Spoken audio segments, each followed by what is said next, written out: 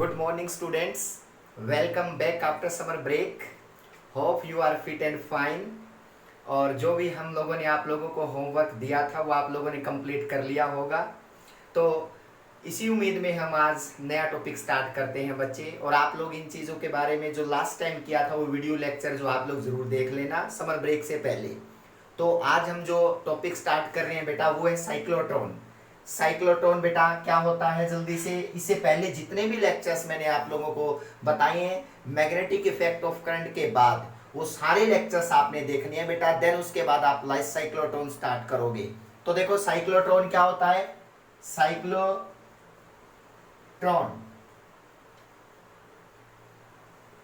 देखो बच्चे, हम लोगों ने मैग्नेटिक फील्ड के बारे में डिस्कस किया, इलेक्ट्रिक फील्ड के बारे में डिस्कस किया और दोनों के कॉम्बिनेशन के बारे में डिस्कस किया लास्ट लेक्चर के अंदर बेटा। तो यहाँ पे मैं एक बार रिवाइज करवा देता हूँ क्या क्या चीजें मैंने बताई थी।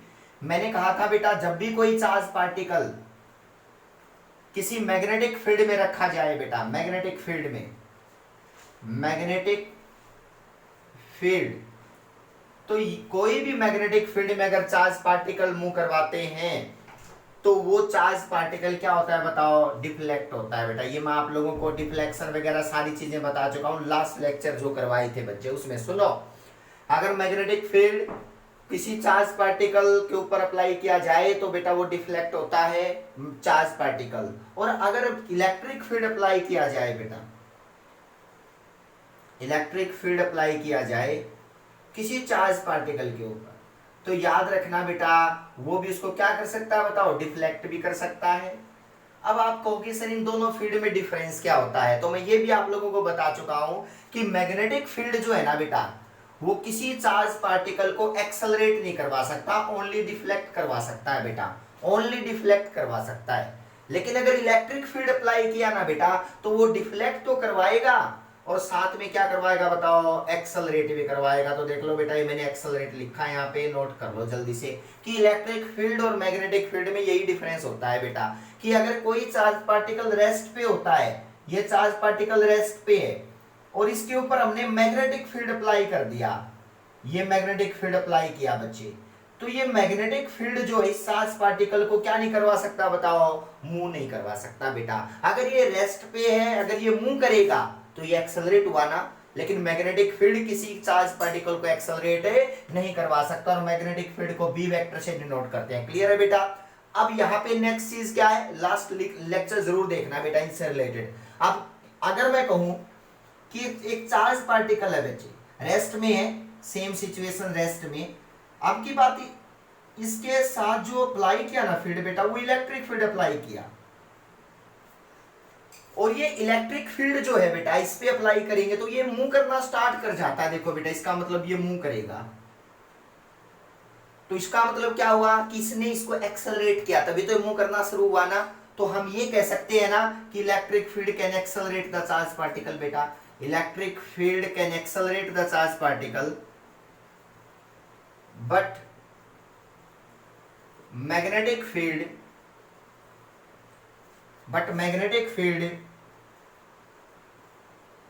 can't accelerate बेटा एनी चार्ज पार्टिकल। ये बहुत बार चीजें मैं लास्ट लेक्चर में बता चुका हूं बेटा, मैं रिपीट कर रहा हूं बार बार क्योंकि समर ब्रेक के बाद बच्चे आप लोगों ने वो सारी चीजें एक बार जरूर देखनी है इस लेक्चर से रिलेटेड बेटा। तो देखो electric field accelerate but magnetic field can not accelerate any charge particle बेटा, चार्ज पार्टिकल, चार्ज पार्टिकल। अब सुनना यहाँ पे चार्ज पार्टिकल। इसके बाद क्या है कि बेटा इसी चीज को हमने ध्यान में रखते हुए हमने एक माइंड में ये चीजें आई कि सर इलेक्ट्रिक फील्ड तो एक्सेलरेट करवा सकता है, इसका मतलब वो किसी की स्पीड को, चार्ज पार्टिकल की स्पीड को डिक्रीज कर सकता है और इंक्रीज कर सकता है, वो काम मैग्नेटिक फील्ड तो कर नहीं सकता। सर इन दोनों को हमने एक साथ यूज करना चाहा कि मैं दोनों की प्रॉपर्टी का कहीं ना कहीं इसका एडवांटेज लेना चाहा बेटा। तो क्या हुआ, इसको भी यूज किया मैग्नेटिक फील्ड को और इलेक्ट्रिक फील्ड को। जहां एक्सेलरेट करवाने की बारी आई वहां पे किसको यूज किया बताओ, इलेक्ट्रिक फील्ड को यूज किया। जहां पे डिफ्लेक्शन की बारी आई तो वहां पे किसको यूज किया बताओ, मैग्नेटिक फील्ड को यूज किया। तो इसका मतलब इन दोनों फील्ड को मैं यूज करके एक डिवाइस बनाया बेटा, एक डिवाइस बनाया जिसका नाम था साइक्लोट्रॉन बेटा। क्या था, जिसका नाम क्या था बताओ, साइक्लोट्रॉन। और याद रखना, अगर मान लिया इलेक्ट्रिक फील्ड ई है बच्चे और चार्ज पार्टिकल क्यू है, तो ये एक्सेलरेट होगा बेटा। और एक्सेलरेट कब होता है, न्यूटन ने ये बात बताई थी ना बच्चे, एक्सेलरेट कब होता है, जब उसके ऊपर फोर्स लगता है F is equal to Q into कितना बच्चे बताओ, E। तो इसका मतलब यहां पे ये फोर्स लगाएगा इलेक्ट्रिक फील्ड, और यही फोर्स क्या करवाएगा बताओ बच्चों, एक्सेलरेट करवाएगा किसी चार्ज पार्टिकल को, एक्सेलरेट एनी चार्ज पार्टिकल। अब सुनना बेटा, यानी कि बिना फोर्स के एक्सेलरेशन पॉसिबल है ही नहीं बेटा, न्यूटन ने ये बात बताई है। तो F is equal to Q into E, Q है चार्ज पार्टिकल, ई है इलेक्ट्रिक फील्ड की स्ट्रेंथ कितनी अप्लाई कर रखी है बेटा, उनको मल्टीप्लाई करोगे तो क्यू इंटू ई आया है। अब सुनते हैं मैग्नेटिक फील्ड का। बेटा अगर किसी चार्ज पार्टिकल को डिफ्लेक्ट करवाना है तो भी तो उसके ऊपर फोर्स लगाना पड़ेगा। बिना फोर्स के चार्ज पार्टिकल, कोई भी पार्टिकल हुआ बेटा, वो अपनी डायरेक्शन को चेंज कर ही नहीं सकता बेटा। तो फोर्स के तीन यूजेज होते हैं बेटा, या तो किसी चार्ज पार्टिकल को एक्सेलरेट करवा सकता है, या किसी चार्ज पार्टिकल को डी एक्सेलरेट करवा सकता है, या किसी चार्ज पार्टिकल की डायरेक्शन को बदल सकता है। तो इसका मतलब यहाँ पे मैग्नेटिक फील्ड क्या काम करेगा बताओ, किसी चार्ज पार्टिकल की डायरेक्शन को चेंज करेगा बेटा। और ये डायरेक्शन कौन सी होंगी, मैंने लास्ट लेक्चर में सारी चीजें समझा रखी है बेटा, तो मैं लिख देता हूं इसके ऊपर।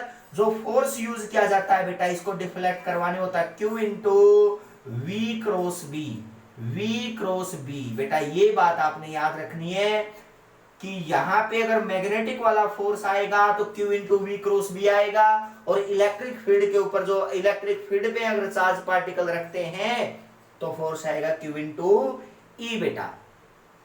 क्लियर है। और अगर दोनों फोर्स एक साथ, दोनों फील्ड एक साथ अप्लाई किए तो बच्चे ये फोर्स और ये फोर्स दोनों को ऐड कर दिया और उसको बोलते हैं लोरेंट्ज फोर्स। क्या बोलते हैं उसको, लोरेंट्ज फोर्स। लास्ट लेक्चर बिल्कुल यही था बेटा, लोरेंट्ज फोर्स रिलेटेड, जिसमें magnetic field plus electric field, तो जो टोटल फोर्स बनता है बेटा वो बनता है Q into E plus into क्या होगा बताओ, Q इंटू बच्चे बन गया V क्रॉस बी। तो ये बातें, ये दोनों का एडिशन होगा बेटा Q into V cross B का, तो टोटल फोर्स इतना लगेगा। कोई कहे मैग्नेटिक फील्ड, आपको मैग्नेटिक फील्ड जो है ना बेटा स्टार एक्सेलरेट नहीं करवा सकता किसी चार्ज पार्टिकल को, इलेक्ट्रिक फील्ड किसी चार्ज पार्टिकल को एक्सेलरेट करवा सकता है। और इन दोनों को यूज करके एक डिवाइस बना लिया बेटा जिसका नाम है साइक्लोट्रॉन। क्या है बेटा, जिसका नाम है साइक्लोट्रॉन। समझ में आई बात बेटा। तो अब देखते हैं साइक्लोट्रॉन क्या होता है, इसकी क्या क्या प्रॉपर्टीज होती हैं। सुनना बेटा, ये फॉर्मूले आप लोगों ने लेक्चर के अंदर सुनने और लास्ट लेक्चर जरूर देखने हैं बेटा। अब आगे बढ़ते हैं बेटा। सुनो, अगर साइक्लोट्रॉन एक ऐसा डिवाइस जिसमें इलेक्ट्रिक फील्ड भी अप्लाई कर रखा है और मैग्नेटिक फील्ड भी अप्लाई कर रखा है, ठीक है सर, और इलेक्ट्रिक फील्ड होता है, अगर मैं यहां कहूं कि it is a device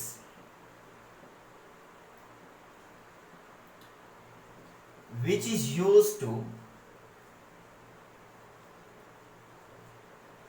accelerate the, ध्यान से देखना बेटा, which is used to accelerate the charge particle, which is used to accelerate the charge particle to produce, क्या करने के लिए, to produce the nuclear reactions। बेटा याद रखना, न्यूक्लियर फिजिक्स के लिए यूज किया जाता है ये बेटा, न्यूक्लियर फिजिक्स, यानी कि ये एक्सेलरेट करवा जाता चार्ज पार्टिकल क्या प्रोड्यूस करने के लिए, न्यूक्लियर रिएक्शन को प्रोड्यूस करने के लिए। कैसे न्यूक्लियर रिएक्शन प्रोड्यूस होगी, सुनना बेटा। तो इसका काम यही है कि एक ऐसा डिवाइस है which is used to accelerate the charge particle to produce the nuclear reactions. बेटा फिजन फ्यूजन आप लोगों ने सुनी है ना, तो वो साइक्लोट्रॉन से वो स्टार्ट की जा सकती है बेटा। ये डिवाइस ऐसा है जो चार्ज पार्टिकल को एक्सेलरेट करेगा और वो चार्ज पार्टिकल ये रिएक्शंस प्रोड्यूस कर सकता है बेटा, ठीक है। अब सुनना कैसे बेटा। तो सबसे पहला काम है कि साइक्लोट्रॉन के अंदर बेटा electric field and magnetic field both are applied both are applied in perpendicular direction. बेटा याद रखना बेटा, दोनों अप्लाई किए जाएंगे, दोनों के दोनों परपेंडिकुलर डायरेक्शन में अप्लाई किए जाएंगे बेटा। इलेक्ट्रिक फील्ड भी और मैग्नेटिक फील्ड भी, इलेक्ट्रिक फील्ड भी और मैग्नेटिक फील्ड भी। अब इलेक्ट्रिक फील्ड वहां अप्लाई किया जाएगा जहां किसी चार्ज पार्टिकल को एक्सेलरेट करवाया जाएगा। अब मैं कहूं आपसे, सुनना बेटा, एक चार्ज पार्टिकल, आपको कि सर ये काम तो ओनली इलेक्ट्रिक फील्ड कर सकता था, आपने मैग्नेटिक फील्ड को क्यों यूज किया साइक्लोट्रॉन में, मैग्नेटिक फील्ड क्यों यूज कर रहे हो आप? तो सुनना बेटा, इसका एक रीजन है। मान लिया ये चार्ज पार्टिकल रेस्ट पे है, मैंने इसके ऊपर इलेक्ट्रिक फील्ड अप्लाई कर दिया। बच्चे समझना, ये इलेक्ट्रिक फील्ड अप्लाई किया है मैंने E, ये इलेक्ट्रिक फील्ड अप्लाई किया है E, तो इसके ऊपर फोर्स कितना लगेगा बताओ बेटा? F is equal to Q into E. और ये चार्ज पार्टिकल एक्सेलरेट होके बेटा स्ट्रेट जाएगा ऐसे। तो यानी कि बेटा किसी चार्ज पार्टिकल, ये जो मोशन है ना बेटा, ये अनबाउंड मोशन है बेटा, अनबाउंड। याद रखना बेटा, ये बाउंड थोड़ी है, ये तो स्ट्रेट लाइन में कितनी भी दूर जा सकता है। इसकी मोशन को कैसे पता लगाएंगे कि ये कितनी, यानी कि किसी, ये माइक्रो लेवल की बात नहीं बेटा, एक स्मॉल पार्टिकल है, उस पे फोर्स लगाया और वो फोर्स लगने के बाद स्ट्रेट गया बेटा, वो बाउंड थोड़ी है, वो क्या हो चुका है बताओ मेरे से? अनबाउंड हो चुका है। वो इतनी दूर चला जाएगा जहां मुझे पता ही नहीं चलेगा वो कितनी स्पीड है उसकी, कितनी नहीं है। तो मेन चीज क्या है कि अगर ओनली इलेक्ट्रिक फील्ड वो काम कर सकता था बेटा, लेकिन प्रॉब्लम क्या है, वो मोशन क्या बन जाती बेटा, मोशन बिकम्स अनबाउंड बेटा, अनबाउंड मोशन। याद रखना, when electric field, only electric field is applied बेटा, when only electric field is applied. समझना बेटा, when only electric field is applied. अब बात करते हैं, ठीक है सर, यहां पे हम लोग समझते हैं कि इन दोनों पे, यहां पे मैग्नेटिक फील्ड लगाना बहुत जरूरी है। मैग्नेटिक फील्ड क्या करेगा समझना, उस चार्ज पार्टिकल को रोटेट करवा देगा बेटा। एक्सेलरेट तो करवा देगा इलेक्ट्रिक फील्ड, रोटेट करवा देगा मैग्नेटिक फील्ड। और तो इसका मतलब वो तो ऐसे ही रोटेट करता रहेगा बेटा, एक्सेलरेट भी होता रहेगा। ये देखो जल्दी से, क्लियर है बेटा? मतलब क्या हुआ कि उसी रीजन के अंदर बाउंड मोशन क्रिएट करवा देगा। कौन कौन सा फील्ड बताओ? Magnetic field. लेकिन मैग्नेटिक फील्ड एक्सेलरेट तो करवा ही नहीं सकता बेटा, तो इसलिए मैंने कहा कि दोनों फील्ड अप्लाई करने जरूरी हैं बाउंड स्टेट बनाने के लिए बेटा। तो इसका हम लोग लिख लो बेटा, मैग्नेटिक फील्ड इज यूज्ड बेटा, the magnetic field is used in cyclotron, the magnetic field is used in cyclotron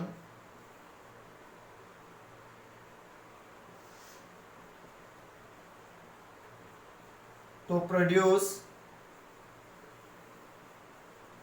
bound state motion बेटा, बाउंड स्टेट मोशन, अनबाउंड नहीं रहेगी बेटा, यानी कि हमारे आसपास ही सर्कल में रोटेट करेगा या जैसा भी पाथ करेगा बेटा।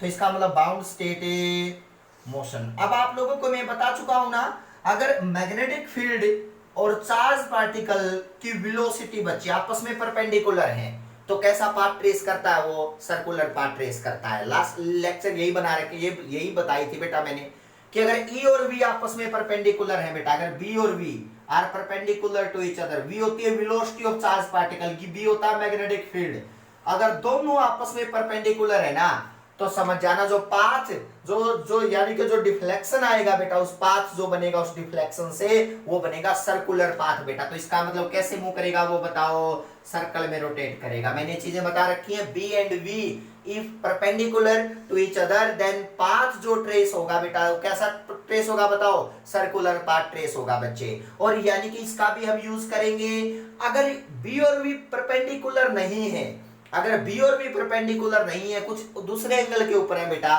तो क्या बनेगा बताओ बेटा? यहाँ पे if B and V are not perpendicular बेटा, इफ B एंड V, ये बेटा अगर ये आपस में परपेंडिकुलर नहीं है,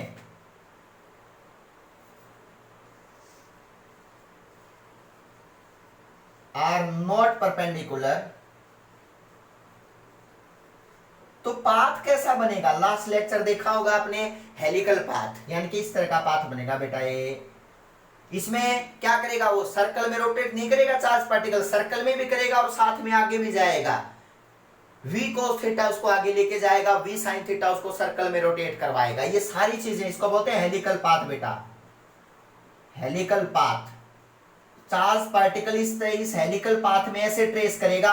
अगर b और v आपस में परपेंडिकुलर नहीं है तो बच्चे, अगर b और v आपस में परपेंडिकुलर है, वेलोसिटी ऑफ चार्ज पार्टिकल और मैग्नेटिक फील्ड अगर परपेंडिकुलर, तो सर्कल में रोटेट करता रहेगा। क्यों करेगा? जरूर बच्चे, क्योंकि डिफ्लेक्शन शो करता है मैग्नेटिक फील्ड अप्लाई किया तो इसलिए कब किस कंडीशन में क्या करता है, ये सारे वीडियोस में इससे पहले डाल चुका हूं समर वेकेशन से पहले बेटा। क्लियर है? अब सुनना, यहाँ पे हम पढ़ रहे हैं साइक्लोट्रॉन में, तो साइक्लोट्रॉन में कौन सी कंडीशन में ज्यादा बाउंड फील करते हो आप? देखो बेटा, अगर ये स्टेट बना दी ना मैंने मैग्नेटिक फील्ड अप्लाई करके, ये चार्ज पार्टिकल आगे भी जा रहा है बेटा और सर्कल में भी रोटेट कर रहा है, तो दोबारा से अनबाउंड स्टेट आ जाएगा, वो मेरे से बहुत दूर चला जाएगा बेटा। तो उसकी वेलोसिटी को, उसके एक्सेलरेशन को या उसके यूज को, उसको जो उससे यूज हम करना चाह रहे हैं वो यूज नहीं हो पाएगा बेटा, क्योंकि वो मेरे से बहुत दूर चला जाएगा, वो अनबाउंड स्टेट बन जाएगी बेटा। तो इसका मतलब मेरे लिए सबसे बेस्ट है कि अगर मैं मैग्नेटिक फील्ड अप्लाई करूं तो वेलोसिटी को उसके परपेंडिकुलर बनाऊं बेटा, तब वो सर्कल में रोटेट करेगा और सर्कल में रोटेट करता रहेगा तो बाउंड स्टेट में रहेगा, उसको किसी पर्पस के लिए भी मैं यूज कर सकता हूं। समझना बेटा ये बात। तो इसलिए v परपेंडिकुलर टू b ये हम साइक्लोट्रॉन में यूज करेंगे। अब करो सर e कैसे यूज करोगे इसमें? यस, e को मैं एक्सेलरेट करवाने के लिए यूज करूंगा, तो इसका मतलब ये भी यूज करूंगा और b और v परपेंडिकुलर में ऐसी कंडीशन बनाऊंगा कि वो सर्कल में रोटेट करता रहेगा बेटा। क्लियर है? अब बात करते हैं साइक्लोट्रॉन। सबसे पहले साइक्लोट्रॉन जो सब स्टार्टिंग में आया था ना बच्चे, वो सबसे पहले इंडिया में यानी कि इंडियन, यहाँ पे मतलब कलकत्ता के अंदर जो है ना बेटा, और यहाँ पे एटॉमिक रिसर्च सेंटर है जहाँ साइक्लोट्रॉन स्टार्टिंग में आया था 1934 के अंदर बेटा। उस टाइम इतना यूज का पता नहीं था, हम वेंडीग्राफ जनरेटर यूज करते थे। उससे पहले साइक्लोट्रॉन जब आया था ना, उससे पहले हम वेंडीग्राफ जनरेटर यूज करते थे, लेकिन वेंडीग्राफ की कुछ मिस यूजेस हुए हैं उसको। खैर वेंडीग्राफ हमारे एनसीईआरटी का पार्ट नहीं है, वो फर्स्ट यूनिट में आता है बेटा। उसका काम भी यही होता है कि एक्सेलरेट करता है चार्ज पार्टिकल को, लेकिन इसकी कुछ लिमिटेशंस हैं। और लेकिन साइक्लोट्रॉन जो होता है ना बेटा, उसकी लिमिटेशंस उससे कम है, तो इसलिए ये एक डिवाइस है जो हम इजीली लगा भी सकते हैं साइक्लोट्रॉन का, और हम किसी चार्ज पार्टिकल को एक्सेलरेट करवा सकते हैं और उससे रिएक्शन प्रोड्यूस हो सकते हैं बेटा। ठीक है? तो अब बात करते हैं, ये सारी की सारी चीजें आप लोग याद रखोगे। अब बात क्या है, इसका डायग्राम सुनना बेटा, कोई मुश्किल डायग्राम नहीं है बेटा। साइक्लोट्रॉन का डायग्राम कैसे बनेगा?